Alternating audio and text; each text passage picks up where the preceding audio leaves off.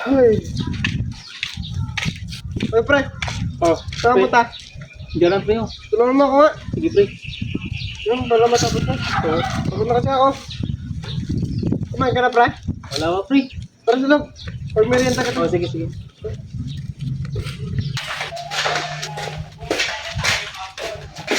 Ano ka muna, pre? Oh, sige pre. Kumain ko muna dyan, ha? Oo. Kukunin ko lang pagkain. Oh, sige, sige. Hintayin ako dito. Oh, pre, kumain ka muna. Ito na. Salamat pre. Dito mo na, pre. Sige pre. Saan nga lang tayo nagkita? Kita ba? Wait lang, pre. Huwag mo kumain. Tabay mo na yung ano. Ito mo. Okay, kumain ka na, pre. Pre? Oh, pre. Di ba na ikaw ito nag-viral? Saan?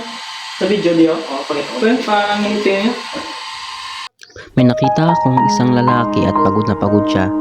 At tinanong ko siya kung kumain na ba at pinapunta ko siya sa aming bahay. Pinaupo ko siya sa aming bangko.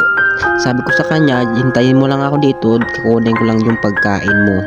At inabot ko na ang pagkain sa kanya at siya ay kumain dahil gutom na gutom siya sa kanyang pagwawalis at tinanong ko siya kung saan nakatira. Kita ba? Awang-awa ako kay kuya dahil nagtatrabaho siya sa gilid ng kalsada at gutom na gutom siya at binigyan ko siya ng panyo kasi lumuluwa na siya sa sobrang saya. Ay ko okay lang kuya, ang buhay ay weather lang yan. Ilang makakahon din tayo sa hirap, tiyaga at meron tayong makukuha ang nilaga. Huwag niyong kalimutan mag-follow, like and share sa aming page. Salamat!